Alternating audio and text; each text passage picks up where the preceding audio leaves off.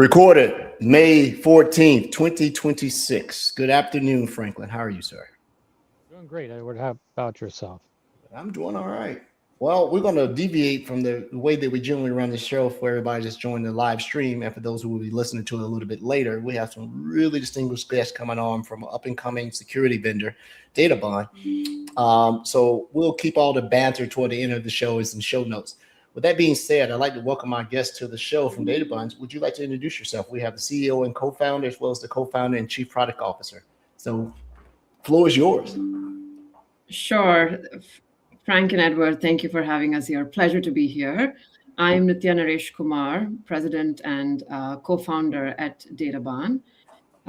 Just a little bit about my background. I come from the industry, the enterprise. I built my career at JP Morgan. I was managing director at DTCC, working through enterprise systems all my career, working with data systems all my career. And taking a step back a few years ago, when Adi and our CEO Nanda were spitballing ideas about solving the data pipeline problem for security workloads and beyond, I felt it was a problem that had to be solved for, right? Today, data engineering is extremely cumbersome at enterprises. And I was living that pain in my day-to-day when I was running enterprise systems at both DTCC and JP Morgan, which is why I decided to jump ship and co-pilot this journey with both of them. And over to you, Adi. Thanks, Nitya. And like Nitya said, Edward, Frank, thanks for having us. My name is Aditya. I'm one of the co-founders and a CPO at Databond.ai. And my background, I spent a good part of my life, at the intersection of security data, threat detections, threat research, analytics. I was a founding engineer previously at a SIM company called Securonics, where I spent a little over a decade there, building different programs on the engineering solutions, threat research and analytics side, till the point where we realized that a lot of security problems that we were seeing were just data problems disguised as security problems. So that pretty much led to DataBond and where we are today. Very cool.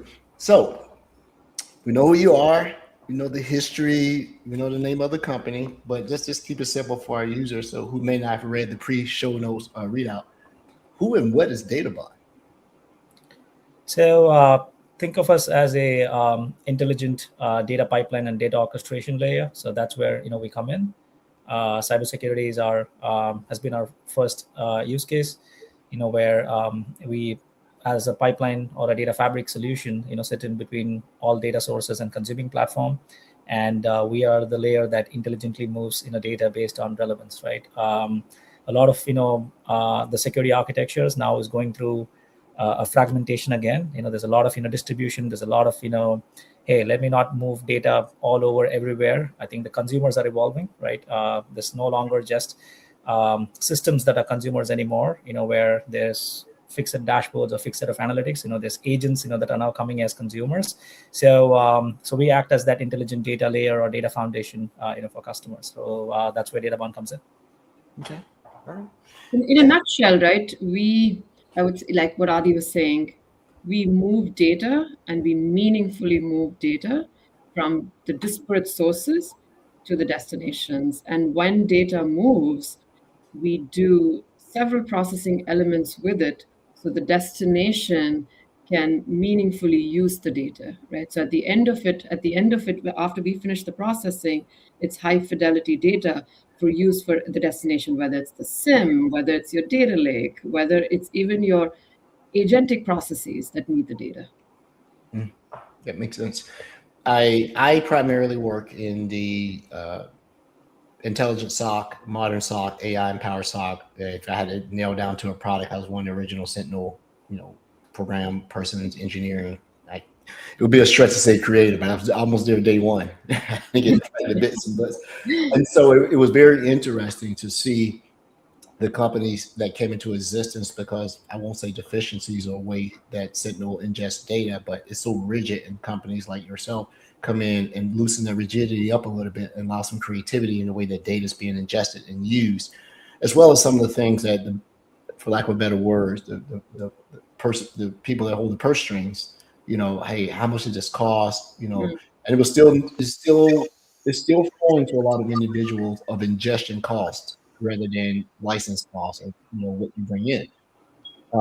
So I was super interested in see you come into the foray and do these things. Give me an example of how DataBond would come into a customer and evaluate where the most impactful use case would be. And I'll make it simple. I'll just give a person that says, I'll give 3 scenarios. Let's just do the easy one first. They want to go to an enterprise SIM. They want to start greenfield. They chose to use Microsoft Sentinel as a SIM of choice. When you would come in and start engaging with that customer, what would be some of the things and considerations that you would ask to get them to adopt your product? Yeah. So the question was more towards adopting our product, right, Edward? That's what. Yeah. I think first and foremost, we'd like to understand, from the customer, what their security goals are, right? Because oftentimes, to all the concerns that you laid out, right, in terms of platforms being rigid in terms of what kind of data that they accept or not, or the economic aspects of using the SIM, that coming in the way of a lot of SOC teams trading off. Hey, this is what I can actually bring into the SIM, and I'm going to have a lot of these other sources, sitting on the sidelines because we don't have the room or the, the budget, for us to, bring everything in. So we try to understand what the customer's objectives are, right, and we kind of retrofit that into rationalizing data at the pipeline layer, right? So that as a pipeline, we like to be the first point of data collection. So pretty much anything that's non-first party, right? Let's say anything that you natively support with Microsoft, you're good to go. But you've got customers, living in a heterogeneous hybrid ecosystem where there's a lot of third-party integrations and third-party sources, that they want to bring in sources from on-prem and all of that. So we help, rationalize this data based on relevance, based on what the customers are trying to do. So the pipeline now intelligently orchestrates data across different tiers, between analytics or lake or long-term storage, so that now the customers are not sacrificing security objectives with cost constraints or other platform related constraints in mind, right? So we kind of work from that angle, right? So that that naturally now makes DataBahn a intelligent orchestrator, right? So that as their need evolves, they're able to now very quickly move pipelines over. The second scenario that we often run into is today a lot of companies are native Microsoft shops. They have access to Sentinel as a SIM, for instance, right? But then history has always taught a lot of security teams that migrating from one SIM to another is a big pain, right? And we've seen a lot of security teams just live with the pain because they just don't want to. They've had a lot of battle scars in their previous SIM migration. They don't want to move this. And anytime you even go tell them, hey, you have access to a better SIM solution, right? Why don't you just move on? You see them often raise concerns like, hey, that means I'm going to have a portion of my team now dedicated towards this. I got to go justify to my leadership that we need to have 2 SIM solutions in place till we establish parity and all of that, right?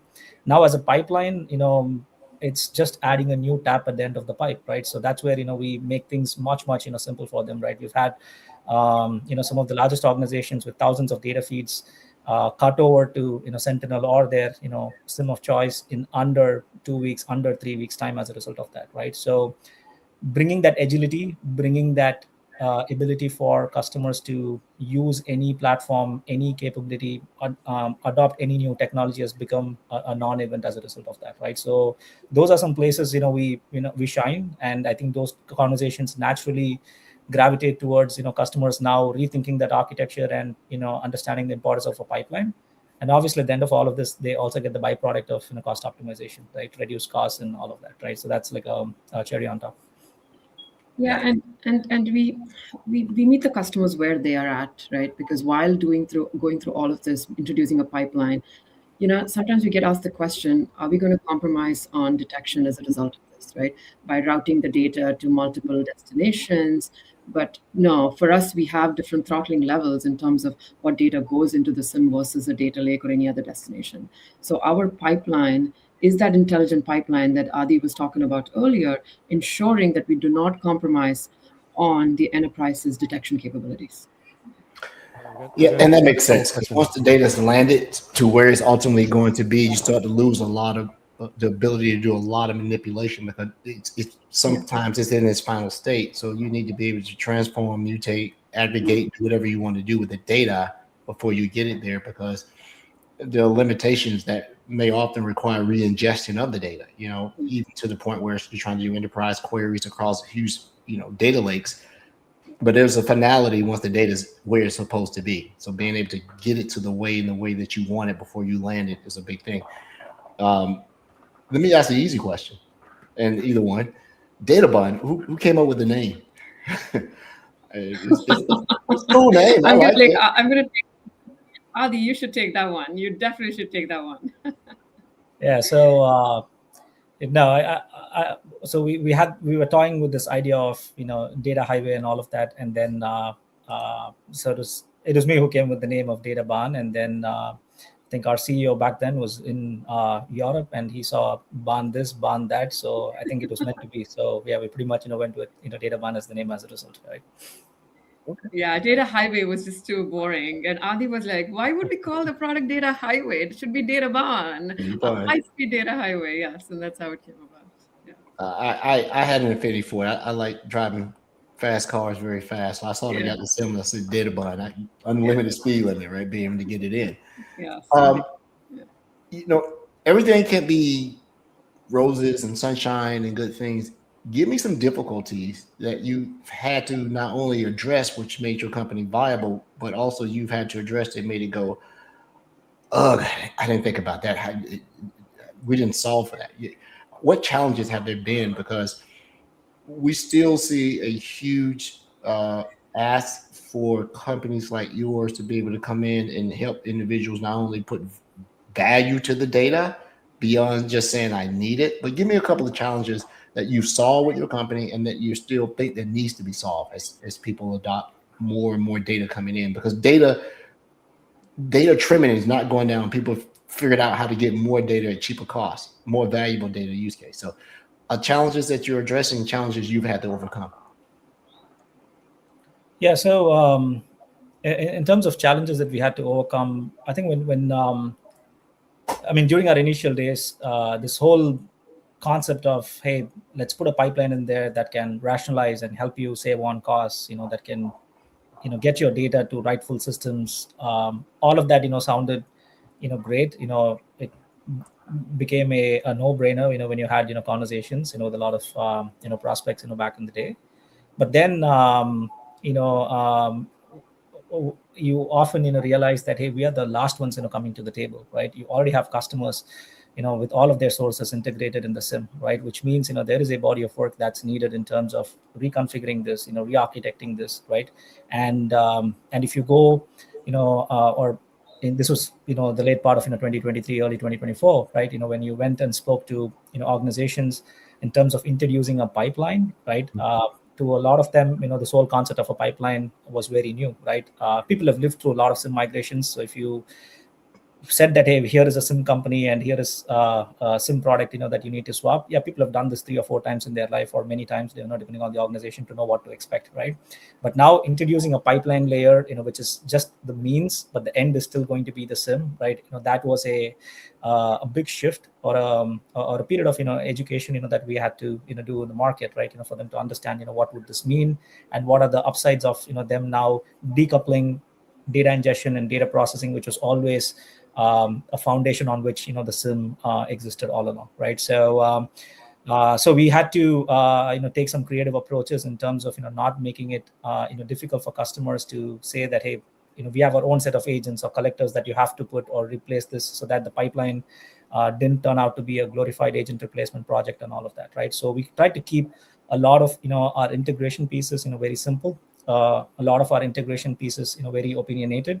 Mm-hmm. And because DataBan, we started just at the boom of LLMs and people starting to adopt AI as part of different facets in their ecosystem.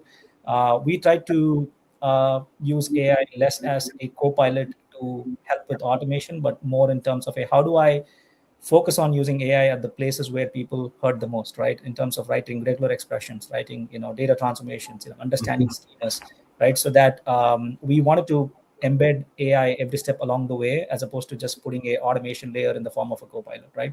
So those, kind of alleviated a lot of those, concerns. So going into a conversation, we were able to pretty much, give them a blueprint of, how their future state would evolve, or their current state would evolve into this, future state, with DataBahn, and where do they see the maximum, ROI, right, in terms of, effort that they need to spend versus, what they gain at the end of it, right? So that was a bit of a challenge, that we had to overcome, keeping it open, keeping it agnostic, so that, we are not forcing any agents or collectors, but we could simply exist in an ecosystem. And over time, we've also seen, again, this is again a mind shift, right, with a lot of SOC teams. 5 years ago, 10 years ago, if you'd asked me, I would have said that, hey, I need to have all the data, right? More data means more security, right? That's the mindset that everybody, operated on, right? But then unwiring that, thought process to now say that, hey, you need to focus on contextualized, data for your detections to work. It doesn't matter whether you just get 10% of your data. Ultimately, it's the data that matters, that needs to come into your SIM or to your detection tools, right?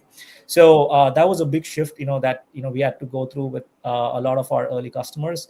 And what we also made sure is at the pipeline layer, we had intelligence, right, in terms of understanding how this data was used downstream, so that we always carry that context back to give customers the peace of mind that, hey, you're not losing security value by rerouting some parts of your data to storage, right? It's still there. You still can, retrieve that, when you need it.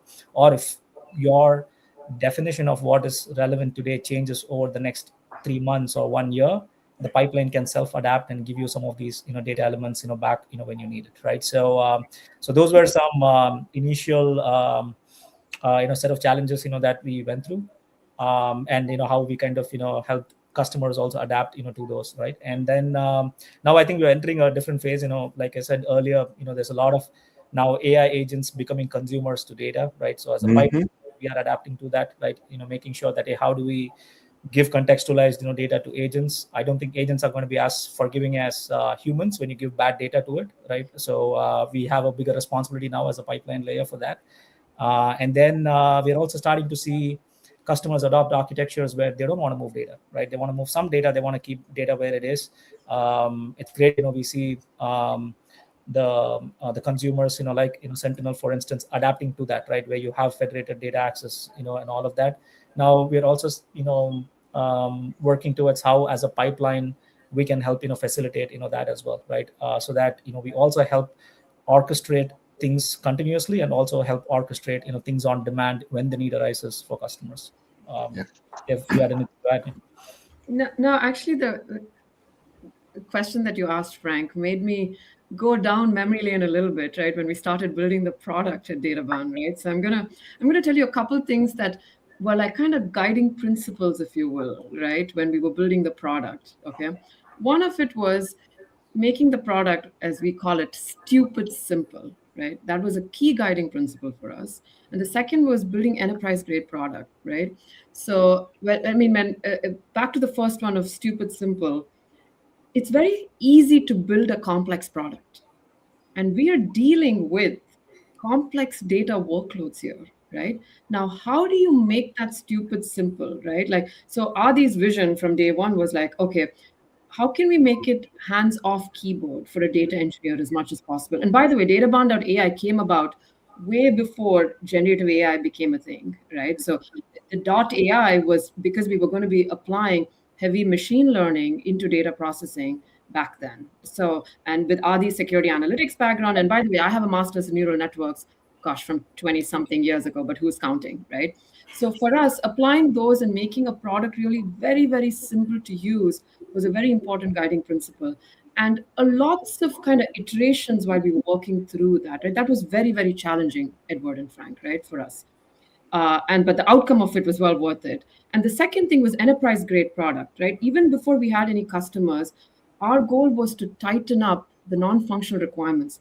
A lot of companies, when they come out of stealth or they release an MVP, they're heavily focused on the functional features, right? But for us, the non-functionals, and what do I mean by that? The performance, the availability, the scalability, right? To make it, to harden it for enterprise grade is something we were heavily, heavily focused and we were iterating on.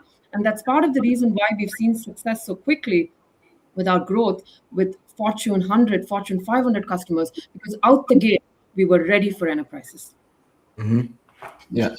That lowering that barrier and that anxiety of the evolution is super important. I think you're right. It's easy to build a complicated solution, right? And then when you get so complicated, you can't explain it to the customer. No. The customer is too embarrassed to admit they don't understand what you're talking about.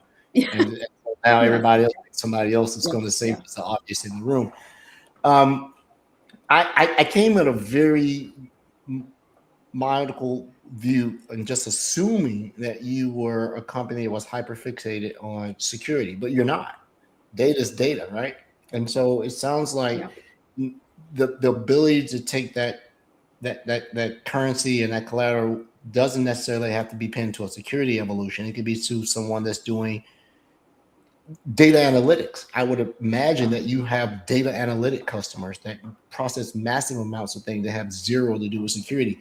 Does your approach change based on whether it's a security company? And I know the individual data sources represent different ways to do stuff, but do you have an approach, or do you say data is data? Just tell me, how do you want it? How do you protect the integrity of it in that? Do you have some of those challenging, or some of those customers that say,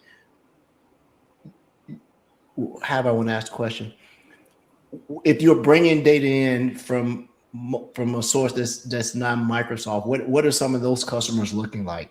Because I have a very limited skew of what I'm doing, and so everything to me looks like security. I'm a hammer, everything looks like a nail. So what about some of the customers that are non-security of that? Do you have any really good stories around that? Yeah, we absolutely do. And again, just, one of the reasons, that we focused on cybersecurity as a starting point, Edward, is that, when we looked at, the problems are the same, right? Whether you're dealing with, the security audience, or, the IT ops, or the application teams and all of that. But security had an interesting additional challenge as well. You never had a concept of data engineering and cybersecurity, right? Other teams usually had data engineers operating in different capacity, but with security, it's more often than not just SOC teams, doubling down as data engineers, right?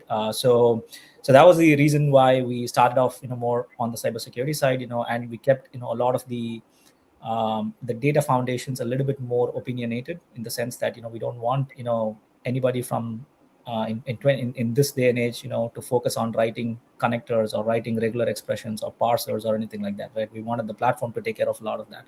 But zooming out a bit, to your point, the challenges are still the same, right? The enormity of those challenges, depending on the verticals, depending on, whether we are talking to application teams or IT ops, teams on the observability side, they're still the same, right? In terms of the economic constraints, in terms of, making sense out of the noise, from that data, right? Again, data fragmentation, consolidating telemetry from, different application endpoints and other silos and whatnot, right? So as a foundation, we are, it's pretty open. It supports any type of telemetry, any type of data today. We have customers today where we serve both the cybersecurity consumers on one side, and also the application consumers, where DataBan is the pipeline, acting as that enterprise-wide data fabric, to write data into the data lakes, take data to their observability systems and whatnot, right? Because we also are starting to see an approach like this has opened up a lot of avenues, for now different teams to have shared access to data, right? Again, 5-10 years ago, when you speak to CISOs, they always had this roadmap item of, hey, we want to be monitoring our crown jewel applications, right? Beyond, the standard, in core infrastructure and all of that. But who was going to bring that data to the SIEM, right? The SIEM was not focusing on building integrations or connectors for that. Now, as a neutral data layer, we are helping, customers, do that possible, right? We have customers today bringing in hundreds of internal application log streams, to business transaction data to their Sentinel Lake, right? Where they have custom analytics, running on top of it, right? So that's what that foundation looks like, right? Now you've got a federated data architecture that helps you bring any type of data to any consumers, right? Not just limited to what was previously known as security or IT streams or anything like that. Yeah.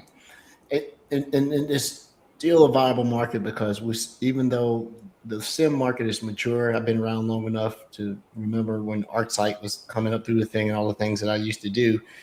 It still presents a modern challenge because the data types, the data volume, the data transformation, the cost of being able to store and transmit is actually still relatively, decreasing of a sort. So we've overcome the first thing about 10 years into it, that people did not really understand cloud computing as OpEx rather than CapEx. And so having to go out and buy LUNs and buy storage and HBAs and all that stuff is gone now. You're just ingesting.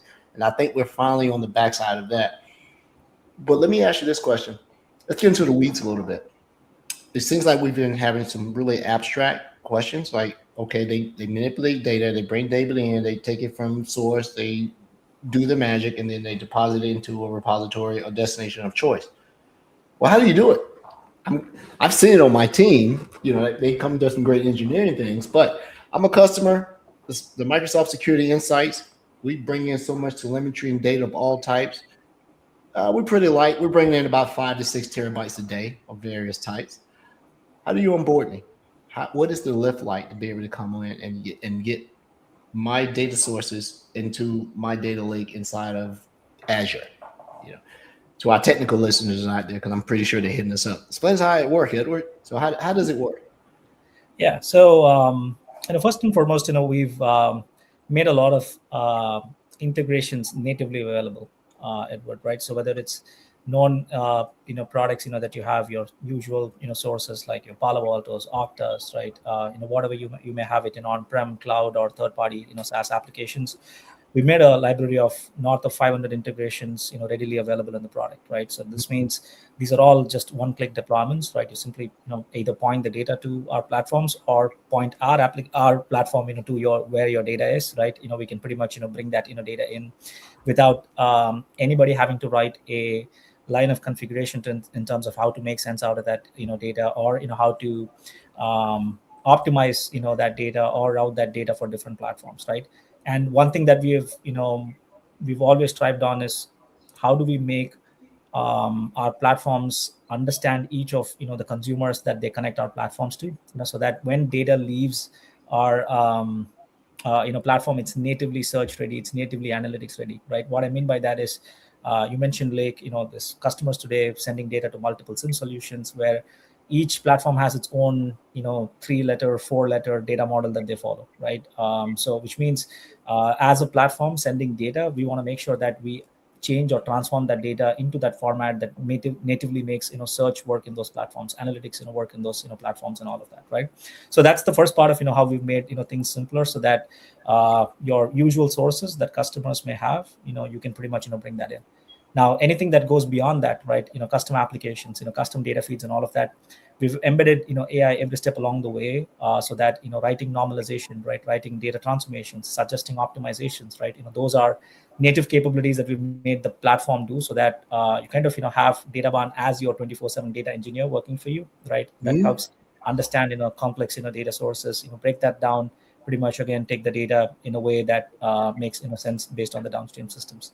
Now, over the last few months, what we've also focused on is we've always seen this trend, right? When you have security conferences, and right at the tail end of it, the next 1 month or 2 months, we've always seen a rise in new connector requests from customers, right? Because people see a vendor, they adopt that technology, and then it's a enhancement request to a SIM or a data pipeline solution saying that, hey, I'm trying to build this connector because we've just deployed this product, we want to bring in telemetry there. So we've focused our time and energy over the last 1 year to actually have an AI agent that can build connectors in a span of few minutes, right? So acquiring telemetry has never been more easier, right? So we made telemetry acquisition much more simpler as well, right? So they can simply let the agent do the research for you to figure out how to build the integration, or if you know how to make the integration, just give it the document, right? It can pretty much write the code and make that connector service available for you in less than 5 minutes or less than 10 minutes. Yeah. So let me ask a real easy question. Your product is a SaaS solution, or no, we can be deployed anywhere. We can run on cloud. We can run on customers' cloud. We can run on on premise, or we can be hybrid as well. Combination of all of those. If you have data sovereignty or other restrictions that prevents you from moving data beyond a certain geography or even move to the cloud, you can pretty much have DataBahn deployed anywhere. Yeah. And that deployment methodology, is it an agent? Is it a solution? Is it a VM? I mean, for the worker bees that are out there that said, I'm going to bring this on, how do I procure, or how do I actually buy your product and then be able to put into my into my environment to be able to use? Because we have a lot of practitioners that also listen to our show, like, okay, I get it. How do I do it, Edward? Just a real high level. If I come in and I have I'm using a SIM or whatever it may be, and I have some login sources out there, some firewalls, what would be the first thing I do? How do I go to the site? Do I sign up? Do I buy a license? What do I do? Yeah, you can. You could always, try, DataBahn, right? You could request for a trial either through the marketplace or through our website. But in terms of actual deployment goes, the collection plane, like we call it, the agents or collectors, you can run them directly on endpoints. You can run them as central collectors on VMs or on top of your Kubernetes. Our data processing layer, the pipelines, you can run this on DataBahn Cloud if you opt in for the SaaS, or if you can run this on your own, AKS, or if you're running it on bare metal servers or VMs, you can deploy that as well, right? So we've made that deployment part, very modular, and again,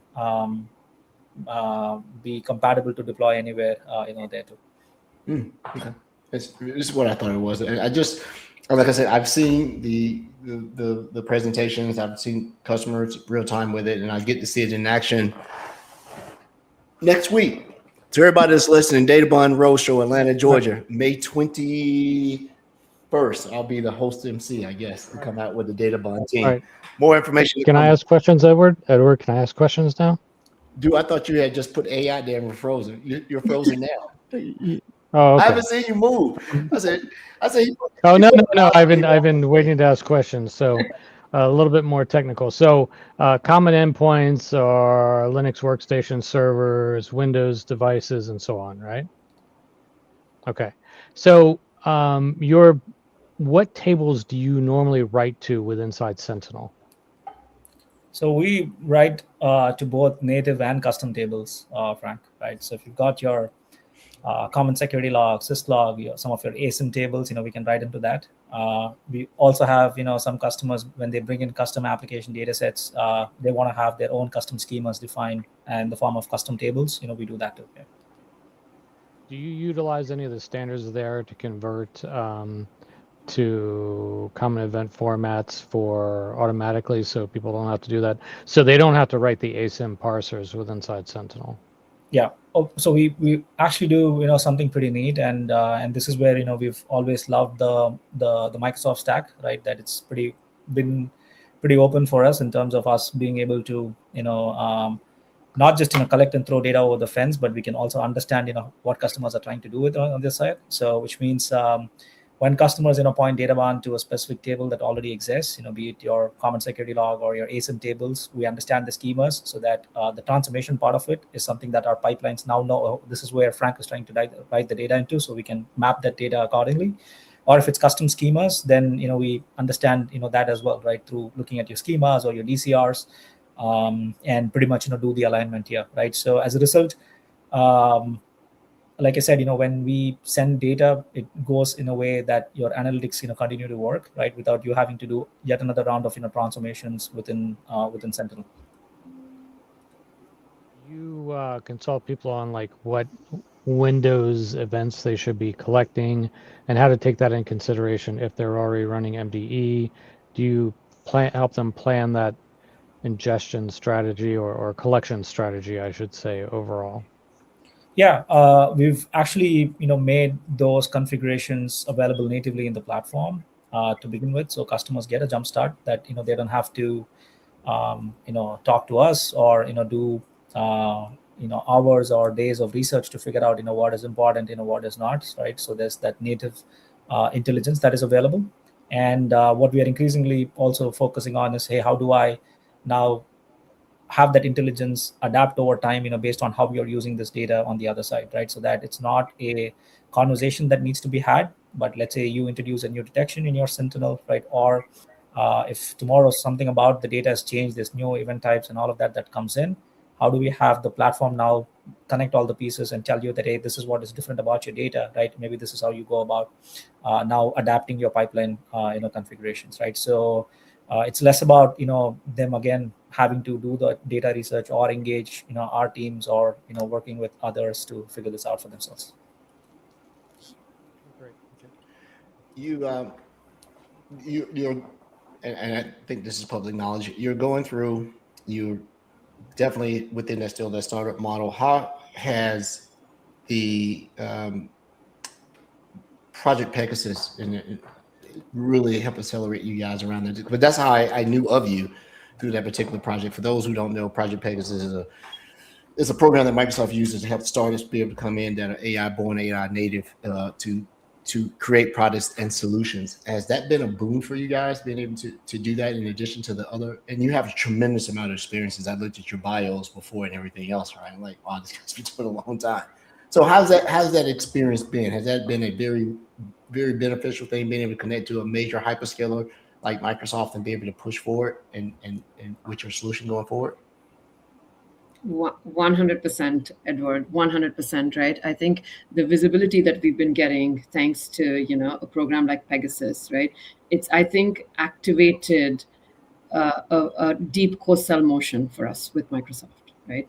And the road shows, etc., the watch parties, all of that, right? Along with the program has been incredible for us. So thank you. Yeah. Yeah, it's a very good program. I see huge innovations coming out of it, and to see your name, I'm like, wow, that's going to be really cool. When you look at it and you create your products, where does the innovation come? Does the innovation come from being in the trenches and understanding, I did not account for that, and I don't think we can do that as of yet? So as you go, how are you innovating with something that seems on face value very simplistic? Get my data from here to there and don't lose it and don't mess with the integrity of it and the confidentiality of it, but still innovate. This goes to you. You're out there, you're talking to other CEOs, CISOs, you're on these road shows, you're shaking hands, you're kissing babies, but they always ask, what's next? So how do you figure out what is the next as you continue to innovate your company? I think a big part of us comes from listening to our customers, right? That's where for us the innovation begins, because fundamentally, again, one of the guiding principles, and Adi can attest to this as well, right, is not about just building products and features in a silo. No, it's about always listening to our customer, right? And it's not just about what they're just saying at face value. It's also reading between the lines, understanding their pain points, right? And taking that back and saying, okay, this is what we heard from customer A. Oh, wait a second, we heard this from customer B. But then a variation of that also came from customer C. Now, how do we bring that together to solve this pain point and apply the right technology to solve that pain point, right? It's not about, oh, there's a new shiny tool out here, now let's use that and go throw it to our customers. No, it's the other way around for us, right? We hear them in the trenches and then use that to kind of work through adding value through our product. Adi, if you want to add to that. Yeah. No, I think you summed it up well. Yeah. Sounds like you're letting the challenges and your successes against those challenges drive innovation. Yes. Listening to the customers. Yes. Microsoft, you could take a lesson from that. Or as Nithya calls it, bunny ears. Yeah. But and as we continue to drive through in this artificial intelligence thing that is happening, if you listened to the show 2 or 3 years ago, we used to call everything the new shiny, and artificial intelligence is still the new shiny. Has it transformed you in the way that you thought you would have gone a path with this company versus the way you're going now? Because it seems like with this thing, it changes every day, and even competitors are using each other to be able to further innovate. So when you say that, I'll give you a case example. One of the things, and it looks like your product does it, is that using some type of intelligent reasoning to say, I will automatically adjust the way that I use the data able to ingest and then come back and advise the customer why are you bringing this particular data stream in? Because you have a country that you've been in for years. Is this table still relevant, or can you get the same observational intelligence by using another data source and just pivoting on the different? How is AI really affecting the way that you innovate? Seems like everybody's saying, you said I can write something in AI like that. Has that changed the way that you go about taking on challenges, like things that would have been insurmountable at one time because of manpower and brain power that you can just do with AI and say, I think we can? Has that been a huge pivotal factor? And I like to talk to someone for real rather than someone says, oh my God, AI has made us so great. How? Well, it just has. How? Well, it just has. Has it really accelerated the way you guys are attempting to go down this particular path of what you're doing with your company? No, absolutely. But lots of instances, right? Where we've seen the ability, for us to leverage AI to help accelerate capabilities, to bring to the market, or look at areas where we've often, again, 5-10 years back, we tried to see, hey, can we use a combination of machine learning and all of that to figure out how to write parsers, because I managed in my previous life a team of 40 data engineers, right, who used to look for every vendor, when they changed or introduced a new product version or a new event type. That would mean that we are trying to source for samples, trying to figure out how do we make parsers updated and how do we roll out parsers to thousands of customers to make sure that they're not getting impacted as a result of new events coming in. All of that has now shrunk to a matter of a few seconds for the platform to now react autonomously, right? It doesn't take an alert going to an operations team, triggering an engineering ticket, triggering engineers to go fix something, and then that cycle is now shrunk to 5 minutes or less than 5 minutes of decisions that a platform can now take and adapt to a point where customers are becoming comfortable to take those or adopt those autonomous workflows, right? Or building net new integrations, right? Never did we think that again 5-10 years back that we'd be able to just through uploading a document to a platform, the platform can build an integration and start bringing you data and all of that, right? So I think those are capabilities on one side where we've seen what we thought was complex challenges now becoming increasingly simple, increasingly native capabilities that customers can take advantage of. And the other part of this is the whole the assurance and the making the pipelines more self-adapting, right, based on how you're using this data, right? So that anytime somebody makes a change or their usage of that data changes, now the platform can give enough justification and rationale as to why it thinks that, hey, here is how we should differently now look at the pipeline configurations from this point out, as opposed to how it was last 6 months or the 6 months prior to that, and things like that, right? So absolutely, yes, I think and it has also accelerated like I said, time for us to bring capabilities into the market, and it's also now opening up avenues for customers to now no longer look for external tools, external products to solve point problems. They are now also using AI as a way to solve challenges and pain points themselves, right, by introducing custom agents and whatnot. Yeah, question for you: what about challenging regulated markets? Are you finding yourself having to figure out how to operate in GCC high, these sovereign clouds and things like that, because they're still hard, right? With all the requirements that they have and things along that line. Are you able to operate in those regulated environments, in those highly regulated cloud environments? It is very, very hard, no doubt about that, Edward, right? But we are working our way through, navigate through those environments, right? And just sidebar, just even the contracts process for these for these enterprises and these enterprise deals, right? For us, and going back to my thing of like, okay, we are enterprise grade, we are stupid simple, even to deploy and build the pipelines, all of that, right?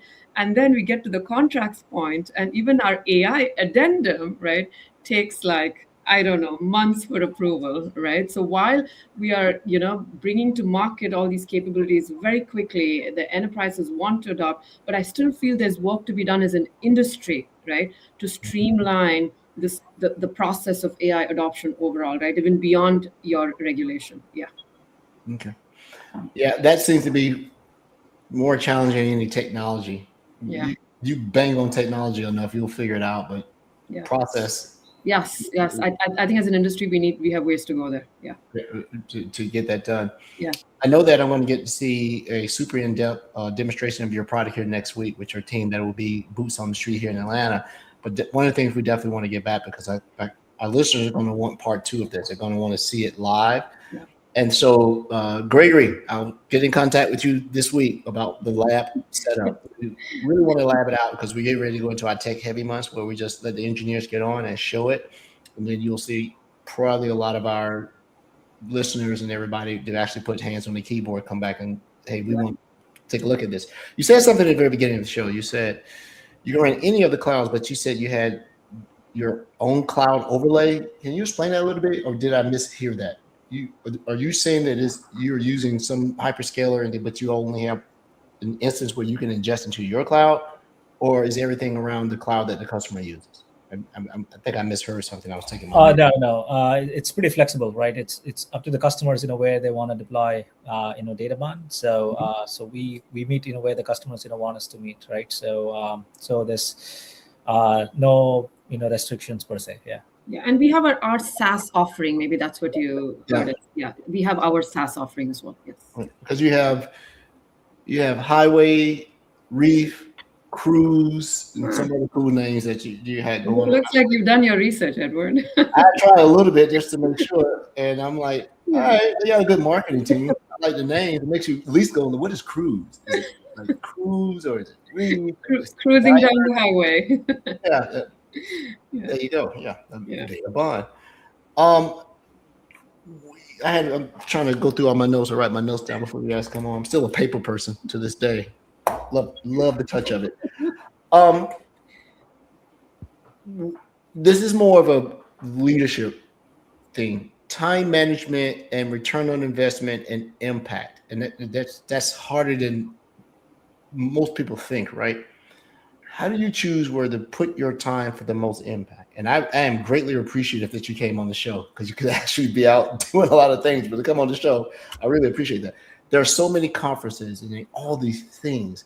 What are some of the decision consideration that you have to say, I think we need to go there?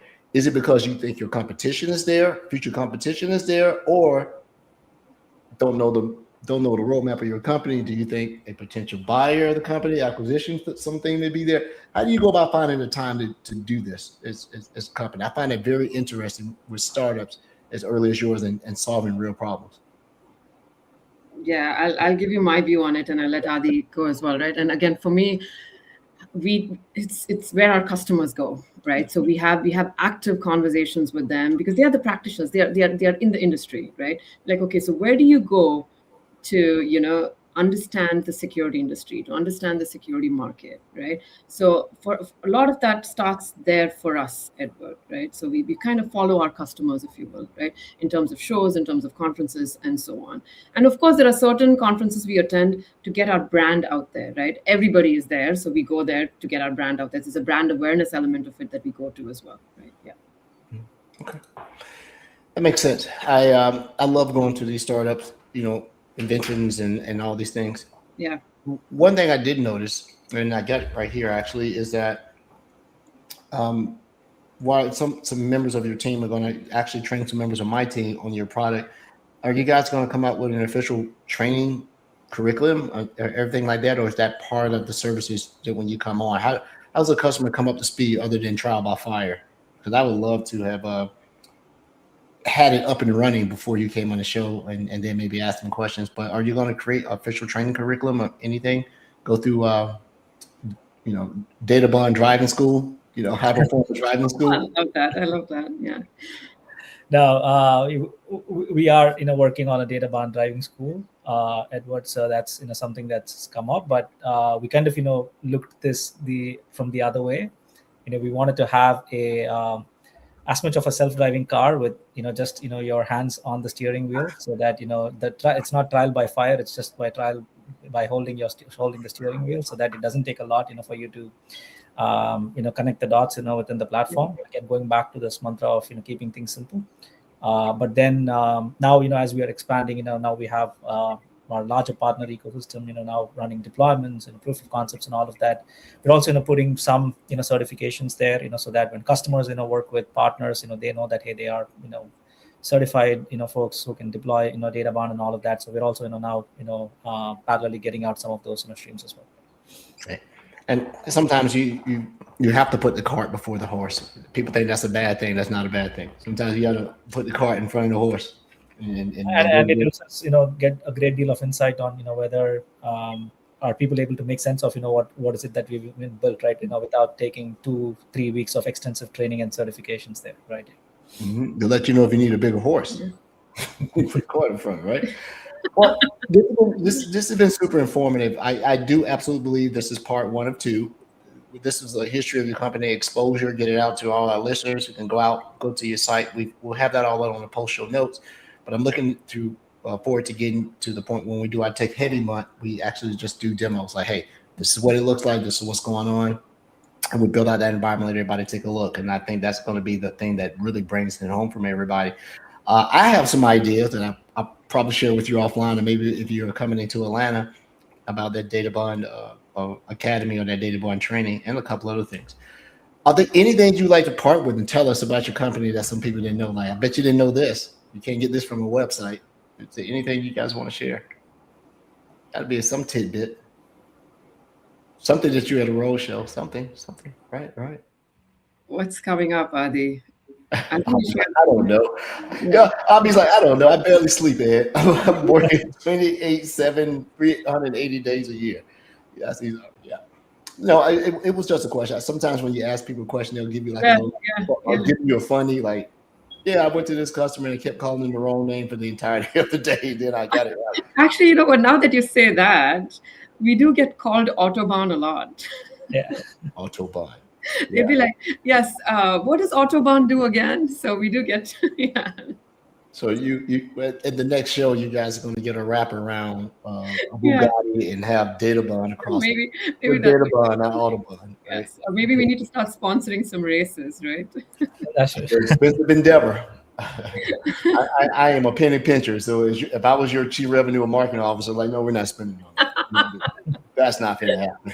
Not at all. What's the ROI on that? The total cost of commitment. I tell people TCC, total cost of commitment. Do that, right? Yeah. Well, thank you so much for coming on the show. I will have to say this. The entirety of your team, from the very first person I met until you today, have been super welcoming, super informative, super open. Them coming into our team, my peers say, hey, we got to get this in our lab. We got to see this, right? We like what we see. Every customer that I've gone to, can't name them all because it's privacy, but if they're consuming your product, they like. One of the things that you put on there is cost optimization and cost reduction. The craziest thing I've noticed, and I won't say crazy, but the oddest thing is that the customer that I have that are using you are actually increasing their ingestion because they're finding more value with the way it's coming in now. It's just not blank. It's like, wow, we need to bring more of this in. I just finished writing a paper for them about it. And they're like, yeah, we need to increase our ingestion up a little bit because we didn't realize we need this telemetry to make these connection points. So when you can see someone that does the opposite of what your superpower is, like, we're not going to reduce ingestion. We're going to bring more in because we realize there's more value to it. I find that very fascinating. I love papers and counter positions that way.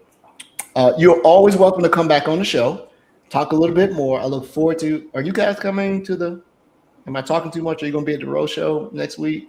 No? Yes? No, but our teams are coming there, so yeah, we look forward to that. And thank you for having us there. Yeah. We'll take a lot of pictures. I'll share a lot of good ideas. And I really appreciate it. So to all our listeners, we'll be back in 2 weeks. Rod will be back. He's out doing important stuff. Frank is probably going to yell at me about not finishing up my AI certifications. This has been Databond. So go to databond.ai. Got to say that really fast. And we'll see you guys in 2 weeks. Thanks, everyone. Have a good one. Thank you, everyone. Bye-bye. Now Frank comes back. Do you guys see that? Now he comes back. He probably went to get some Chick-fil-A.